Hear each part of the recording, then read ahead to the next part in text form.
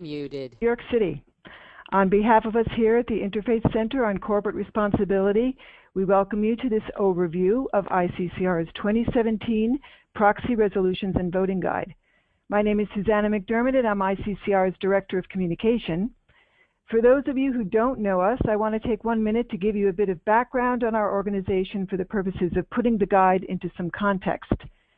ICCR is a coalition of roughly 300 institutional investors who work together to hold corporations accountable for their environmental and social impacts. Our members, who collectively represent over $200 billion in managed assets, are faith and values investors who practice socially responsible investing and corporate engagement. That is, they are actively engaging the companies they hold in their portfolios via regular dialogues. ICCR membership comprises faith-based organizations, SRI asset management firms, union pension funds, NGOs, and a variety of other socially responsible investor groups. While ICCR members are active on a broad array of ESG topics, in coalition through ICCR they collaborate on several priority issue areas as determined by our members. Currently, these priority areas are human rights, climate change, food and water, as well as health, corporate influence through lobbying and work with the financial services sector. You will see these programs reflected throughout the guide. While the guide has been published for over 40 years, with the exception of the last 5 or so, we haven't publicized it more broadly to the public, and this is the first time we are convening a webinar to share some of its contents with the wider community of responsible investors. We are doing so to help build broader support for the resolutions and to more intentionally invite collaboration. It is our hope that this brief overview will not just pique your interest in the full slate of resolutions our members are sponsoring this year, but that it will be the catalyst of many future discussions and collaborations. As we all know, it is critical that we fully exercise our collective voice as shareholders to build more just and sustainable corporate practices. I urge you to call or email me if you would like to learn more about ICCR's work, and I would be happy to put you in touch with staff and members who can share more about our programs and strategies. Just a few housekeeping points before I turn this over to our featured speakers. You will be in listen mode throughout the webinar. We have reserved the last 10 minutes for a Q&A, and our speakers will be on the line to answer as many questions as we can get to within that time frame. Due to the large number of participants, we are asking that you submit your questions through the question box you should have on the right of your screen. We encourage you to submit these questions as they come up during the course of the webinar, as opposed to waiting until the very end in order to get your questions in the queue. Before you type your question in, please tell us 3 things: your name, your organization, and which speaker the question is directed to. Whatever we can't get to on the call today, we promise to follow up with you via email afterwards. So allow me to introduce our speakers. We'll begin with an overview of the guide from my colleague, Julie Walkety. Afterwards, we'll hear from ICCR members, including Mary Minette, Director of Shareholder Advocacy for Mercy Investments, who will discuss this year's resolutions with utilities on climate change. Austin Wilson, Environmental Health Program Manager for As You Sow Foundation, will talk to us about the campaign with meat producers regarding their overuse of antibiotics. Sister Nora Nash, who is the Director of Corporate Social Responsibility for the Sisters of St. Francis of Philadelphia, will provide context for members' engagement with Wells Fargo. Cathy Rowan, Director of Socially Responsible Investments for Trinity Health, will take us through an ICCR campaign with major U.S. pharma on drug pricing transparency. And last but not least, Timothy Smith, Senior Vice President of Walden Asset Management, will speak about this year's lobbying proposals, as well as engagements with large asset owners regarding their proxy voting records.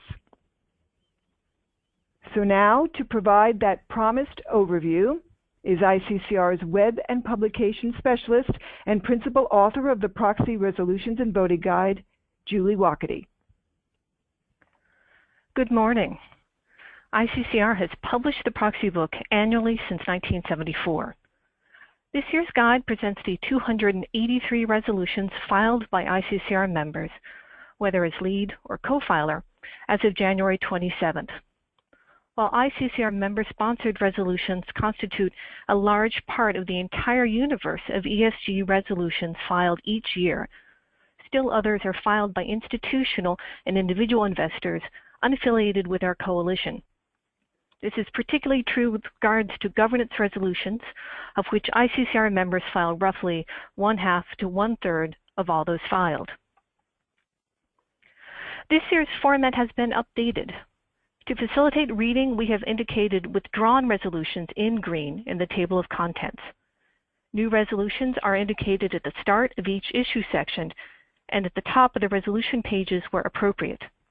The Investor Guide to Filing Resolutions has moved towards the back of the book. And a quick word about our editorial policy and methodology. This guide includes resolutions that have been successfully withdrawn by their sponsors to show where companies have made progress on issues of concern to investors. Also, due to tremendous investor interest in climate change, we present climate resolutions independent of other environmental and sustainability resolutions. On a different note, much of ICCR's work is intersectional, in other words, addressing multiple overlapping social and environmental issues. Palm oil is a classic example of this. It has human rights, climate change, and biodiversity impacts. So for the purposes of reporting, this guide therefore categorizes shareholder resolutions according to their primary focus. For example, resolutions addressing banks' financing of the Dakota Access Pipeline project, which endangers the Standing Rock Sioux's water supply, are considered chiefly water resolutions, even though we recognize the issue's critical human rights impacts. Likewise, resolutions calling for safe disposal of expired drugs to prevent water contamination are considered chiefly water resolutions, even though there are serious health implications. This year, we also moved a handful of resolutions which previously appeared in corporate governance into the social or environmental issue sections they specifically addressed. In other words, proxy voting policies and climate change now appears in the climate change section of the book, while proxy voting policies and LGBT issues appears in the inclusiveness section. Additionally, executive pay and corporate diversity metrics moved into inclusiveness, while executive pay tied to resilience to low carbon scenarios moved to climate change. And now I'll take us through the data. This slide shows that the number of resolutions filed by ICCR members rose from last year's 257 to 283. This increase is a continuation of a trend we've seen for the last 5 years. The total number of companies receiving resolutions this year is down slightly to 165 from 182 last year. ICCR members have successfully negotiated 28 substantive agreements with companies already and have withdrawn their resolutions as a result. Successes include Exxon's appointment of a climate scientist to its board of directors. 2 companies, Jack in the Box and Restaurant Brands International, made commitments to curb or phase out medically important antibiotics used in chicken. Wells Fargo agreed to revise its bylaws to separate its CEO and board chair roles, and Valiant agreed to claw back executive incentive pay for misconduct. As you can see on this slide, investor concerns about climate change, with 66 resolutions, as well as corporate influence through lobbying and political spending, 48 resolutions, continue to dominate as themes, followed by inclusiveness with 46. And continuing on, corporate governance had 25 resolutions, environment and sustainability 22, food 21, human rights and human trafficking 19, health 18, water 16, and finally financial services with 2. This year, filings increased significantly related to climate change, up 14, health also up 14, and inclusiveness diversity up 17. In response to mounting anxiety about climate risks to business, ICCR members filed a record number of resolutions addressing climate-related topics, 13 more than in the previous year. 66 of these dealt primarily with climate change and, for instance, called on companies to develop business plans for a 2 degrees Celsius warming scenario, to reduce their methane leaks, or cut their greenhouse gas emissions using science-based targets. In terms of companies, ICCR's members are prioritizing heavy emitters such as the electric utilities and power companies. As you can see on this slide, members also filed an additional 38 resolutions addressing climate change indirectly via the lenses of lobbying, food, water, and more. Mary Minette will speak more about her climate change work in just a moment. After climate change, filings addressing corporate lobbying and political contributions disclosure formed the second major stream of ICCR member filings with 48 resolutions. While 16 of these dealt with lobbying in general, an additional 21 emphasized climate change in particular. 10 resolutions addressed companies' political contributions. Timothy Smith will speak more about these later in our webinar. Resolutions on diversity and inclusiveness represented the third major stream of resolutions this year. The bulk of these filings called for greater board and workplace diversity, long areas of investor concern, while a new crop of 8 resolutions addressed the gender and race pay gap. A new resolution addressed the business risk of operating in states with anti-LGBT legislation. Investors also called out inconsistencies between BlackRock's EEO policy, which prohibits discrimination on the basis of sexual orientation and gender identity, and its actual proxy voting record. 25 resolutions this year dealt with corporate governance themes. A large group of these asked that resolutions be decided by a simple majority of votes cast for and against, a vote counting method that excludes abstentions. Another cluster called for separation of CEO and chair roles. 22 resolutions were filed on a variety of environmental and sustainability topics, including fracking, recycling, sustainability reporting, and integrating sustainability metrics into executive pay. As part of a campaign related to ICCR's food work, 6 resolutions called on companies to end non-therapeutic use of antibiotics in animal agriculture. Austin Wilson will tell us more about this campaign shortly. 5 resolutions address the deforestation impacts of agricultural commodities like palm oil, soy, and sugarcane. There was a new resolution filed by Green Century that spoke to consumer demand for sustainable plant-based protein. Last year's resolution calling on companies to join the Fair Food Program returned for a second year, as did a resolution on corporate food waste. These resolutions on food highlight the diversity of initiatives of our members and all the different elements they're tackling underneath the food umbrella. ICCR members also filed several human rights resolutions that asked companies to adopt principles for minimum wage reform. As part of ICCR's ethical recruitment initiative, other human trafficking resolutions emphasizing ethical labor recruitment called for companies to implement no-fees policies. A new resolution that emerged out of ICCR's Fair Chance Hiring Initiative challenged companies on their use of criminal background checks in hiring decisions and asked them to evaluate the risk of racial discrimination that may result. Another resolution called attention to the genocide in Burma. Filings on health-related issues were up sharply as a result of an investor push on drug pricing transparency with major U.S. pharma companies. Cathy Rowan will provide more background on this a bit later in the webinar. There were also 5 resolutions addressing tobacco, including one at Walgreens pharmacies, requesting reporting around the financial risks posed by its continued tobacco sales. This resolution was challenged and did not make it onto the proxy, but the shareholder advocacy around this did receive a great deal of attention.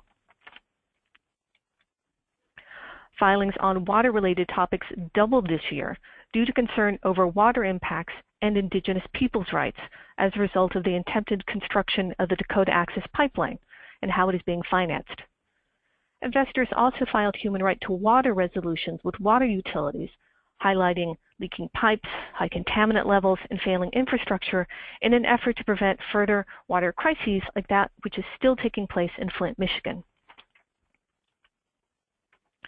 Under the Financial Practices and Risk umbrella, Wells Fargo received 2 resolutions this year, asking first for a report on its business standards and risk management practices, and second, to tie its executive pay to its sustainability performance and ethical business conduct. These resolutions were a direct response to the large CFPB fines the company received this fall, and Sister Nora Nash will cover this work during her remarks. And I'll finish with a quick recap of this year's new topics.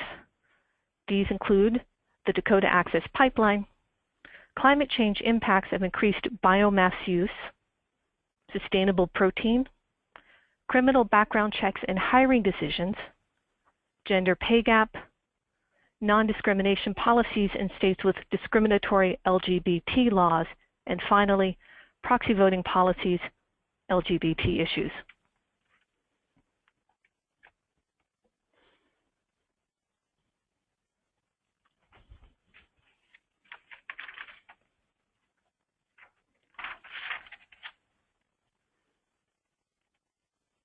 And services. Thanks so much, Julie. And now we'll hear directly from some of our members leading this work, beginning with Mary Minette of Mercy Investment Services. Good morning. My name is Mary Minette, and I'm the Director of Shareholder Advocacy for Mercy Investment Services, the socially responsible asset management program for the Sisters of Mercy of the Americas. ICCR investors continue to view climate change as both a risk to our own investments and to overall economic stability. Faith-based ICCR members like Mercy also consider the justice implications of climate change for the world's vulnerable people and communities who are already suffering the impacts of rising seas and changing weather patterns. A number of resolutions filed this year by ICCR members with electric utilities and oil and gas corporations asked companies to report on how their future plans incorporate 2-degree scenario analysis or how they will change their business plans to work in a low-carbon economy in order to keep global temperatures below the 2-degree mark envisioned by the Paris Climate Agreement. Electric utilities, the single largest source of carbon pollution in the United States, have great potential to reduce emissions through low-carbon investments in their energy production mix. Investors believe significant progress and transformative change are both possible and practical for this industry. For a second year, Mercy is asking AES Energy to use 2-degree scenario analysis to evaluate the risk of its future business plans, a resolution that received a vote of more than 42% last year and strong support from a number of large institutional investors. This year, we filed similar resolutions with Ameren, Dominion, DTE, and Southern. All of these utilities rely heavily on fossil fuels to generate power. All have begun to adopt low or no carbon technologies. However, none of these companies is doing the scenario analysis and planning for operating within a 2-degree limit modeled by forward-thinking energy companies such as Statoil and BHP Billiton, and recommended by the Task Force on Climate-Related Financial Disclosures in their draft guidelines released in December. Similarly, multinational oil and gas companies cannot ignore the 2-degree goal of the Paris Agreement. Current business plans may become obsolete due to potential for widespread adoption of carbon pricing and emissions control regulations, the growth of disruptive technologies such as electric vehicles, the ongoing low cost of natural gas, and the increased affordability of wind and solar technology. Mercy has filed a resolution with Marathon Petroleum asking about their plans to align their refining and retail business with the challenges and opportunities afforded by a low-carbon future, and joined in filing similar resolutions with both Chevron and ExxonMobil. As long-term shareholders in all 3 companies, with pressure building from our investors to divest from high-carbon assets, we believe these companies must show that they see a clear pathway to future changes in their business model. Another focus of ICCR investors this year is asking companies to adopt science-based targets for reducing greenhouse gas emissions. Over half of S&P 500 companies have already set greenhouse gas emissions reduction targets, and a growing number are moving to set science-based goals in line with keeping global temperatures below 2 degrees Celsius can rise. Ambitious emissions reduction targets can provide a foundation for strategic investments to transform business models, help to create and develop new markets, prepare companies for regulation and influence future policy developments, allow companies to identify risks and opportunities, and enhance reputation. In addition, setting strong emissions goals can have positive financial results for companies. They can achieve greenhouse gas reductions by reducing direct emissions, improving energy efficiency, and using renewable energy. Mercy filed a resolution asking PepsiCo to adopt a renewable energy target for its operation. The company recently had a science-based emissions target approved and has made significant progress in its commitment to sourcing more renewable energy, leading to a withdrawal of the resolution. We also filed a resolution asking U.S. Steel to adopt a science-based emissions target and have had productive initial discussions with that company. Mercy is committed to pushing the companies we hold in our portfolio to address the challenges and opportunities of climate change and carbon-constrained futures. Many of these resolutions received record high votes last season, a strong indication that other investors agree with our concerns and share our priorities. Thank you.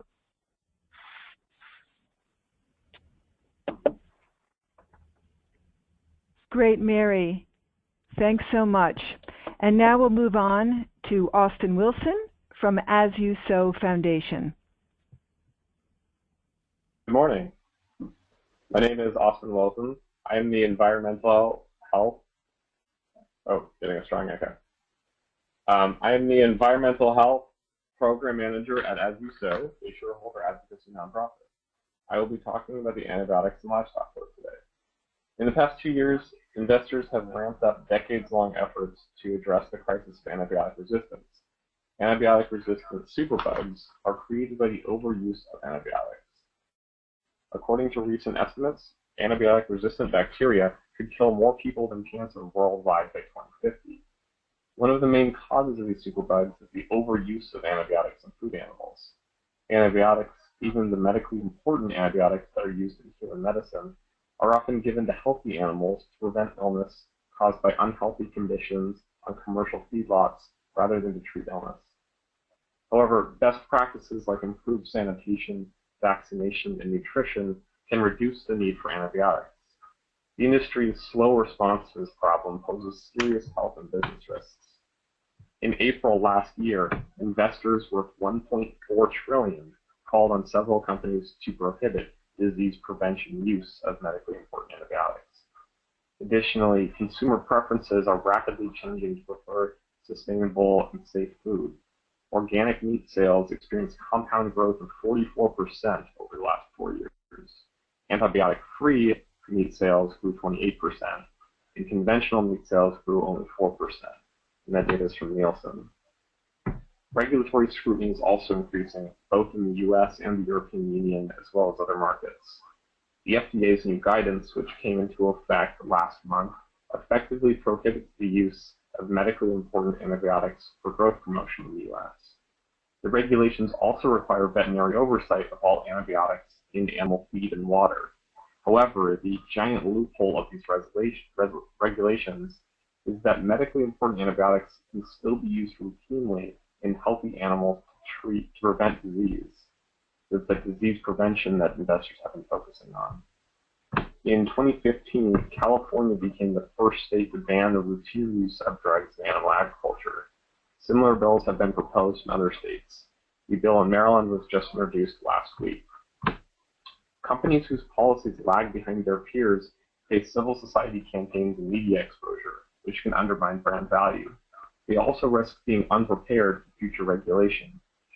Leaders in responsible antibiotic use include Chipotle Mexican Grill and Panera Bread Company, whose supplier standards prohibit routine antibiotic use, which means that these companies do not use antibiotics in healthy animals to promote growth or prevent disease for their chicken, pork, beef, and turkey.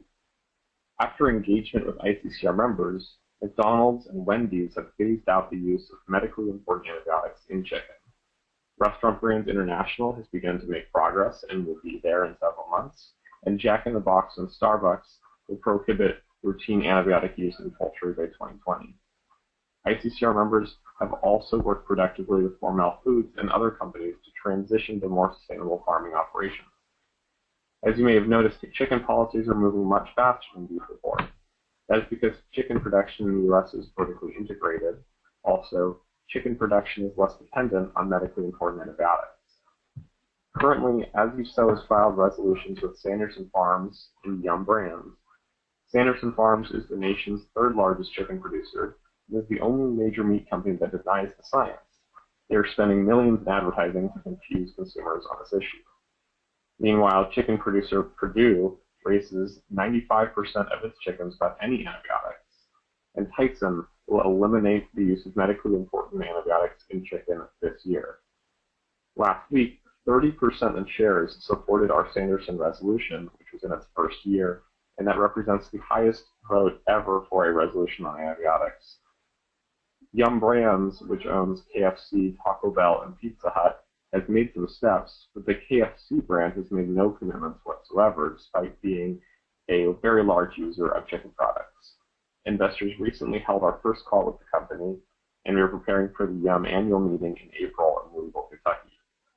ICCR members have also filed another resolution with McDonald's, pushing the company to make progress on its beef and pork supply. ICCR members, led by Nora Nash, Senior Program Director on Sustainable Food, have discussed holding a roundtable next summer with companies, investors, and all of their stakeholders. This is not only a medical crisis that we must avoid, it's an opportunity to reform meat production in America. It's up to investors to make sure that companies respond appropriately. Thank you very much. Wonderful. Thanks so much, Austin. And now we'll turn to Sister Nora Nash of the Sisters of St. Francis of Philadelphia. Good afternoon. The rigorous discourse around the Wells Fargo aggressive sales culture continues to escalate and is causing customers, employees, and major institutions to assess the magnitude of the impact. Many employees have departed or were dismissed, major business customers have divested, and others are waiting for internal and external investigations to be completed. Wells Fargo continues to be in crisis management, while several states, California, Illinois, and cities, Seattle, Chicago, have pulled billions from the bank as a result of what they characterize as unscrupulous business behavior. Echoes of the 2008 financial crisis caused by ethical breaches on the part of the nation's top banks continue to be felt by millions of Americans and the broader global economy.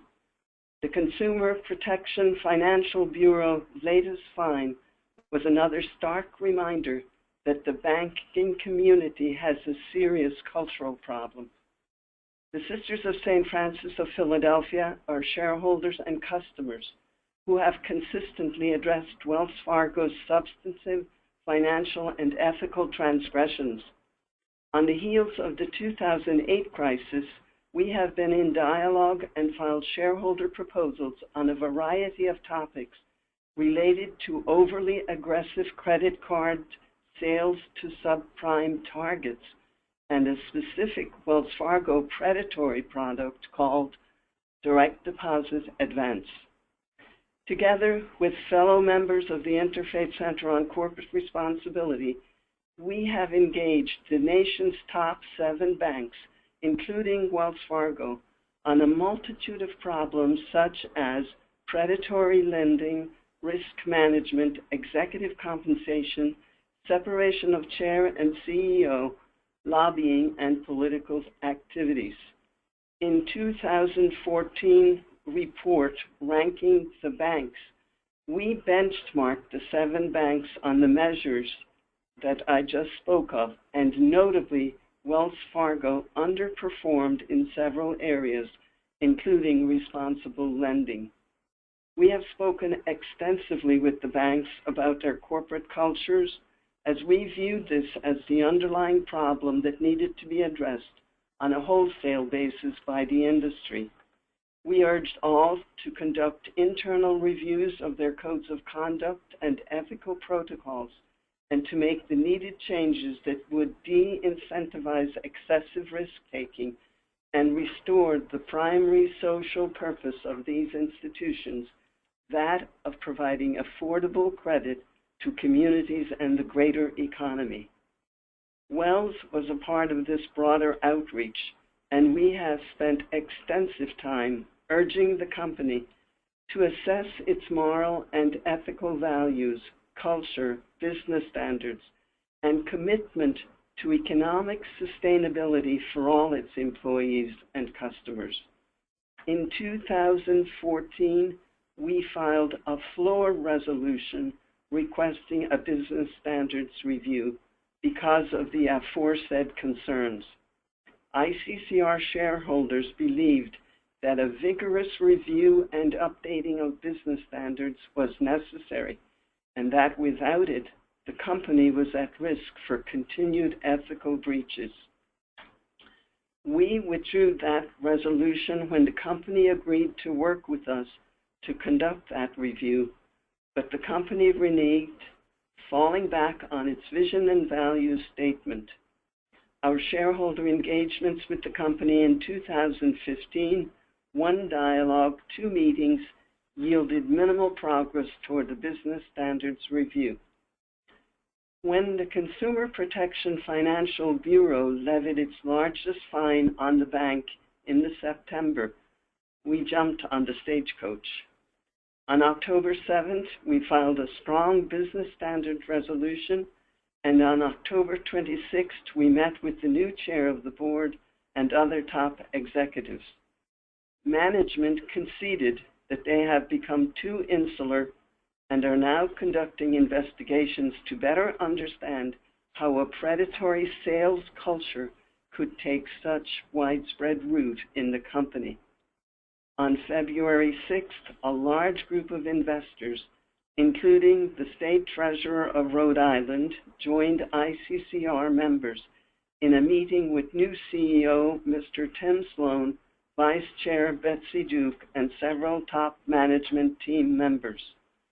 There is evidence of some steps forward, but much will depend on the outcome of the investigation and the commitment of new leadership and management to renewed business standards and a culture of integrity and trust.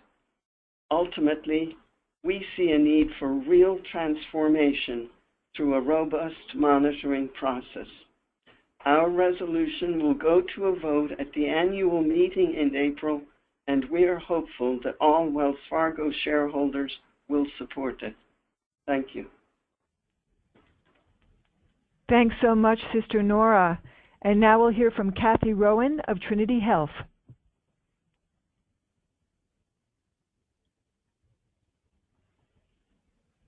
Cathy, I hope you're not on mute. I'm not. I am here now. There you go. There we go. Hi. Okay. I'm Cathy Rowan, Director of Socially Responsible Investments for Trinity Health. We've all heard of last year's dramatic price increases of drugs made by the pharmaceutical companies Valeant and Turing, and we likely know at least one person experiencing the impact of the 500% price increase of Mylan's EpiPen since 2009. But what may not make the headlines are the twice-yearly price increases other large drug companies apply to medicines already on the market in recent years. Pfizer, for example, raised the list prices of its medicines in the U.S. an average of 10.4% this past January, and another 8.8% in June. The rationale for these significant price hikes was never provided to investors or to consumers. The U.S. outpaces the world in the cost of branded medications in many cases by a factor of 2, and a McKinsey report states prescription drugs in the U.S. cost 50% more than equivalent products in OECD countries. 43% of people in fair or poor health did not fill a prescription, or said they cut pills in half or skipped doses because of cost. Risks of patient noncompliance due to the cost of medicines present a grave threat to public health and, in turn, to the economy. For decades, ICCR members working on both domestic and global health concerns have been pressing drug companies to develop strategies that will increase the access and affordability of medicines for people who need them. We were early supporters of the Medicines Patent Pool, a patent-sharing model enabling the low-cost manufacture of HIV/AIDS medicines by generics companies, and urged the global pharmaceutical companies we engage to participate with the Access to Medicines Index as a way to encourage transparency and a race to the top among peers. Several ICCR members either represent or are affiliated with large U.S. faith-based healthcare systems. My organization, Trinity Health, is one of the largest multi-institutional Catholic healthcare delivery systems in the nation. Trinity is committed to those who are poor and underserved, and we are known for our focus on the country's aging population. These groups are particularly sensitive to drug price increases. As investors in pharma companies and the greater U.S. healthcare system, we're concerned that the opacity around these relentless escalating costs is unsustainable and threatens to undermine the credibility of the entire sector. Drug prices were a running theme throughout last fall's presidential race and have been the subject of countless press reports. Polls show that 75% of Americans believe the cost of medicines is too high. The spate of scandals prompted Allergan CEO Brent Saunders to develop a price cap, and other pharma executives have publicly lamented the pricing transparency problem plaguing the industry. A clear sign of the PR problem facing big pharma is the recent launch of an expensive ad campaign by the trade association Pharma, designed to improve its reputation with lawmakers as it lobbies against any effort to rein in prescription costs. In addition to reputational risk, drug makers face potential legislative and regulatory risks. The National Conference of State Legislatures noted drug pricing transparency legislation was filed in at least 16 states in 2015, 2016, and it passed in Vermont. Senators McCain and Baldwin introduced a bill in the U.S. Senate last fall to require transparency in drug price increases. For the 2017 proxy season, ICCR's Domestic Health Group developed a shareholder proposal that asks drug companies to disclose the rates of price increases year to year of their top-selling branded prescription drugs between 2010 and 2016, to disclose the rationale and criteria used for these price increases, and assess the legislative, regulatory, reputational, and financial risks they represent for our company. You see the list below on the slide of the companies that have received the proposal: AbbVie, Amgen, Biogen, Bristol Myers Squibb, Eli Lilly, Gilead, J&J, Merck, Pfizer, Regeneron, and Vertex. The resolution will appear on the AbbVie and Biogen proxies, as the SEC has allowed the companies that challenge the resolution to omit it from their proxies on ordinary business grounds. The resolution was withdrawn at Regeneron after productive dialogue. Shareholders are seeking more disclosure on pricing and the rationale for price increases. The companies say they're committed to improving the access and affordability of their medicines, but shareholders and the public have been unable to get information that justifies the unrelenting increases. At a recent meeting with management of one company, we were told that price transparency would make drugs too expensive. Our position as investors and members of the healthcare community is exactly the opposite.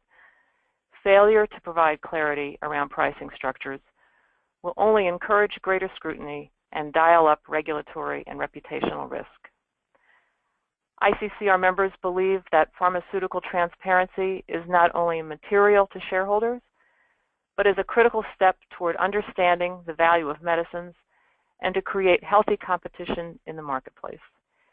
If you have shares in AbbVie and Biogen, we urge you to review our proposals and support them. Thank you. Cathy, thanks so much. And now we'll move on to Tim Smith. He's snowbound in Boston this morning, but thank goodness he can join us. Tim Smith from Walden Asset Management. Go ahead, Tim.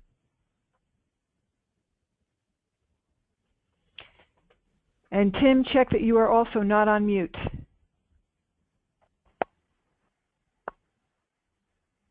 Tim, you have to click that little phone icon again.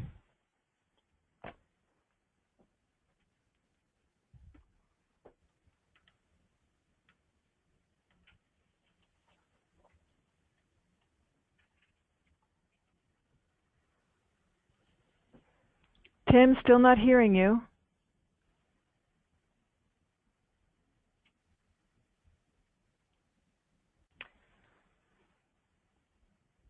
There's a little line over it, and you have to click it to unmute.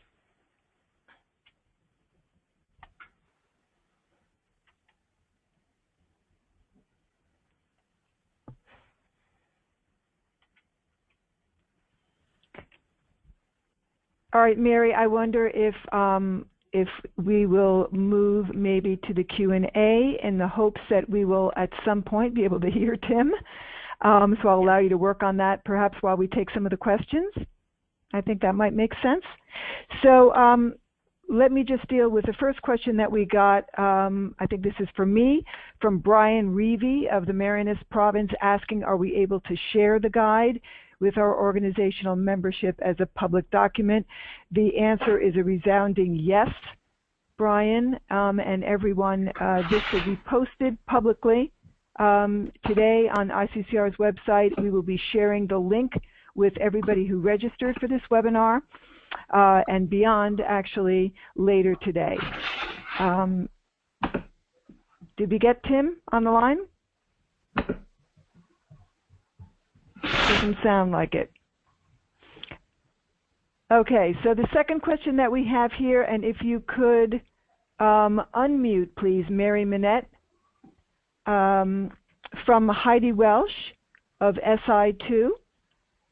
She asks, in discussions with companies, is there any indication corporate executives will push back on the Trump administration's plans to roll back Obama-era climate commitments? Good question, and that's for Mary Minette. If you could unmute her, Mary Vicari. I think I'm unmuted. Is this working? Yep, there you go. Great. Well, I would say that companies are telling us that they are committed to moving forward with managing their greenhouse gas emissions and with plans to adopt things like renewable energy and energy efficiency measures. We have not gotten a lot of commitment that companies are willing to step forward and push back yet. But some companies have, in fact, gone on the record and said, we support Paris, the Paris Agreement, we support continued progress in this area. So that is at least positive. I think people are in somewhat of a wait-and-see mode at this point, but we are continuing to talk about that and to push companies. Great, and Mary, stay on because there's another question for you. This is from Frank Sherman of Seventh Generation. What resources or consultants can companies use to develop their 2-degree scenario strategies? That's a great question. There are a growing number of reports and guidelines and things like that out there. Sirius has just published a report that's focused on oil and gas companies on how to do a 2-degree scenario analysis. There's also a great appendix to the Task Force on Climate-Related Financial Disclosures guidelines that just came out in December that talks about how to do scenario analysis. Another thing that companies can do is look at some of the early adopters of this approach. That includes Statoil, Total, BHP Billiton, which did a phenomenal job of how talking about its scenario analysis process. So there are definitely some good examples out there, although this is a very sort of leading edge practice at this point. Excellent. Okay, thanks, Mary. Now, just before we move on, there's a question for Austin, but before we move on, did we raise Tim Smith? Okay, let's move on then. Austin,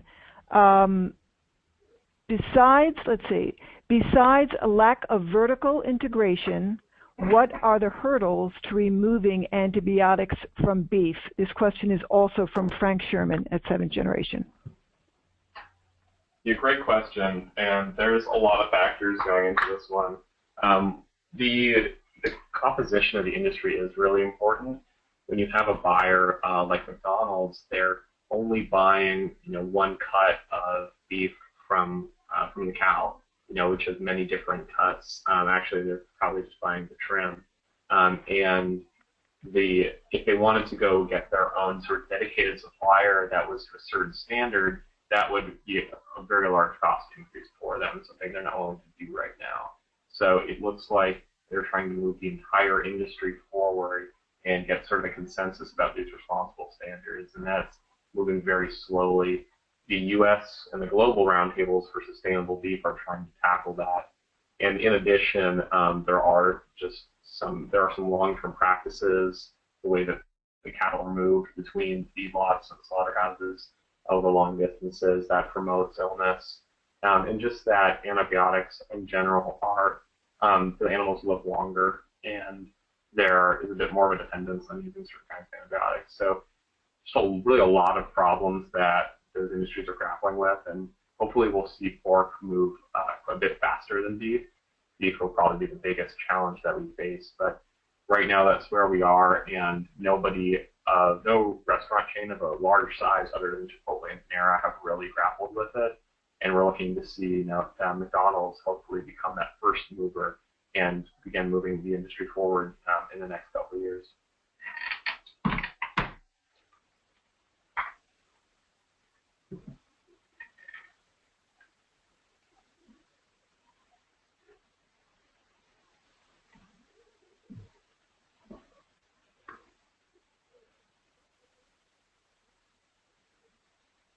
Sorry, I was on mute. Okay, so thank you very much, Austin. We now have a question for Cathy Rowan, if we can unmute her. This comes from Heidi Welsh at SI2. ICCR previously had campaigns about drug pricing about a decade ago, but the issue seems very much the same today. President Trump has mentioned he thinks there should be negotiation from the government with drug companies. Do you think this will happen? And how will ICCR work or not work on this idea? Cathy Rowan needs to respond, and she has to be taken off mute.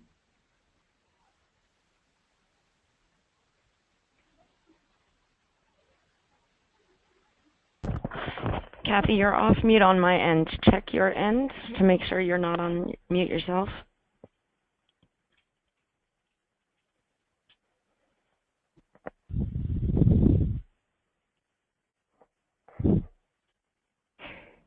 Okay, I think we're going to come back to Cathy because I understand we have raised Tim Smith. Is that right? Do we have Tim on the line now? He hasn't joined yet. Ah, he doesn't. He hasn't. Okay. And can we get Cathy? I blame the snow as far as Tim, but we had Cathy a second ago. Can we get Cathy back on the line?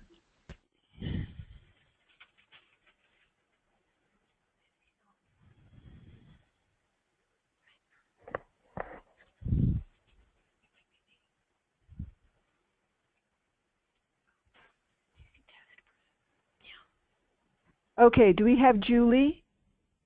Hello? Julie, what? Hi, is Tim on the line? Tim! Tim, Hello. we've been missing you. Goodness. Real apologies. Shall I launch ahead, into a Tim. few? Please do. Again, everybody online. I'm Tim Smith, and I work with Walden Asset Management, investment firm up here in snowy Boston, and we focus on environmental, social, and governance issues in our investing and in our advocacy. So I'm very glad to be part of this dialogue. I'm going to talk about three things quickly. The first is about shareholder resolutions related to proxy voting by major investors. The second will be on political spending and lobbying.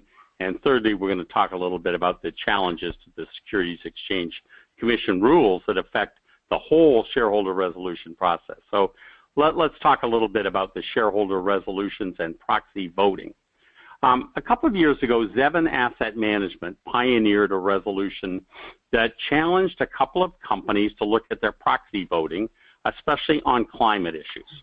And this is stimulated by the fact that Ceres, the Coalition for Environmentally Responsible Economies, looks every year at how major institutions vote on climate. And they watch to see how many companies actually vote a significant number of times for resolutions. And then there's a group of companies at the bottom of the ladder that vote regularly, no, all the time. So this last year, we turned to some of those companies. We commended companies like Goldman Sachs and Wells Fargo and State Street that vote for scores and scores of these resolutions. But we noted that companies like Vanguard, Bank of New York Mellon, JP Morgan, and BlackRock vote no on virtually every climate resolution. And this is really ironic since last year, several of these very same companies voted yes on resolutions to BP and Shell that had broad support by management. So therefore they passed, but they voted no on the same resolutions to Chevron and Exxon, which was very frustrating to many, particularly in Europe. The other part of the irony here is that both Vanguard and JP Morgan Chase, BlackRock are all Principles for Responsible Investing signatories, and PRI supports active investment engagement and especially has focused on climate. So this year, you'll see resolutions to these companies asking them to review their proxy voting policies and processes. We acknowledge that many of these companies have engaged hundreds, thousands of companies that they own, but nonetheless, their voting record is rather discouraging. So this will be an interesting new resolution or expanded resolution for this season. Let's go on to the SEC rules. So we're talking about resolutions to hundreds of companies. Julie's highlighted the fact that these are resolutions filed by religious investors and supporters of ICCR. And then there's other resolutions that have been filed by other investors as well. But overall, on environmental and social resolutions, there's probably not more than 400 resolutions filed in any given year. So it would be unfair to us to imagine that these companies or the markets are somehow burdened by the shareholder resolution process. Yes, indeed, ATT and Exxon get their fair share, but the vast majority of companies have never seen a resolution in their history. So it's not like it's a beleaguered market. Nonetheless, we've seen pushback over the years we're talking about decades. ICCR has been part of campaigns to try to protect resolutions for many, many decades. But most recently, we watched the Business Roundtable come out with a position paper arguing for the significant changes in the shareholder resolution process. And the U.S. Chamber of Commerce several years ago, which is a perpetual critic of the resolution process, had filed an official petition with the SEC to try to get them to prompt a review of the rules. That had gone nowhere. The critics of the resolution process included a former SEC Commissioner Gallagher, who said the proxy process had been hijacked by investors, by special interest groups, which are many of the people who are speaking on this phone call, of course. And he speculated that maybe investors should have to have $1 million worth of shares to file. So as you can imagine, significant pushback, both from investors but big industry associations. So this isn't a session whereby we'll get into the details of this in any great detail, but we want you all to know that the resolution process we expect will be under attack, and that ICCR and Ceres and the Forum for Sustainable and Responsible Investing, among others. We'll keep you informed about things to do. Lastly, and I will be quite brief here, Susanna, referring to a package of resolutions that have been with us for quite some time. And these are resolutions asking companies to disclose their political spending, and then on a separate topic, asking companies to disclose their lobbying expenditures. So, for example, there's about 35 companies got resolutions this year asking for political spending disclosure. And this has been a rather successful ask. Well over 150 companies have disclosed this information, feeling it's a fair and reasonable thing to do. This year, Pinnacle West was one of those companies that expanded its disclosure in a meaningful way, and an ICCR member, the Unitarian Universalist Association, was able to come to a good agreement and withdraw the resolution. On the lobbying side, we see over 50 companies getting resolutions on lobbying, and we've already seen companies like Raytheon and Allergen upgrading their lobbying disclosure. And so we will see as a package both political spending and lobbying disclosure as a primary issue in this proxy season. Why is this so important? Well, on the political spending side, as we all know, there's a great fear of dark money in elections, secret money that's coming in to affect the election process in Citizens United. And I think the disclosure of what a company does in political spending gets most investors to feel comfortable that there's no secret agenda here. They're doing some modest political spending. But lobbying is about 10 times more money being spent on lobbying than political spending.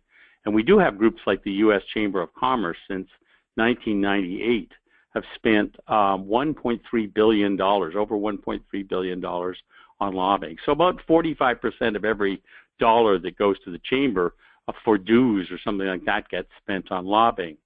So we can see companies that may lobby on specific issues themselves, but then their dues dollars might support the chamber as it sues the EPA for climate resolutions, for example. Thus the need for pushing for this, for more disclosure on lobbying. The last point, the resolution's already done rather well. Resolutions to Emerson Electric, two of them, one on political spending, one on lobbying, getting about 40% each. So it's a sign of interest and concern by investors. So thanks for hearing me out on these 3 points. Super. Thanks so much, Tim. I think we'll just take one more question. We're coming up on 12:30. This one for Sister Nora. And Nora, we want to keep this brief. This question is from Tim Brennan of UUA. President Trump has said that he is guided by Jamie Dimon. He has pressed for the gutting of Dodd-Frank and the CFPB. Do you think Wells and the other banks are breathing a sigh of relief? And will reduced pressure from the feds make our work more challenging? Yes, good afternoon. This is Nora. Can you hear me? Yes, go ahead, Nora. Okay. I believe that we have to work very, very hard to protect the Consumer Financial Protection Bureau, because they are really the group that Wells Fargo actually was caught by. So we have asked Wells Fargo certainly to support the CPFB, and we will continue to press for it. Yes, it looks like our job will be a little bit more difficult, and we will just have to work harder. And hopefully companies will see the value of ethics and morals and update their codes, and will look at their business standards to continue to work for the betterment of the consumer and society. Great. Thanks so much, Sister Nora. Again, many thanks to all of our speakers today, and thank you everybody for participating. Sorry about some of the glitches. We lost Cathy Rowan for a while, and there were several questions that did come in. Just want to assure everyone that all of those questions will be forwarded to the speakers and they will be answered. And there may be more that come up. So please don't hesitate to be in touch with any of us, and we'll direct you to the right person. We'll be sharing the link, as we said, to the guide a bit later today, and are hoping in turn that you will share it broadly with your constituents and networks. As everyone here has so elegantly underscored, we're all acutely aware of the importance of remaining active owners of our stock and exercising our rights as shareholders by voting our proxies. So we hope that when you do, you'll let us know by using the hashtag we created a couple of years back, Vote Your Proxies, and we'll be more than happy to promote a retweet when you do. So again, thanks very much, everyone, on behalf of ICCR staff and members for participating, and have a wonderful day.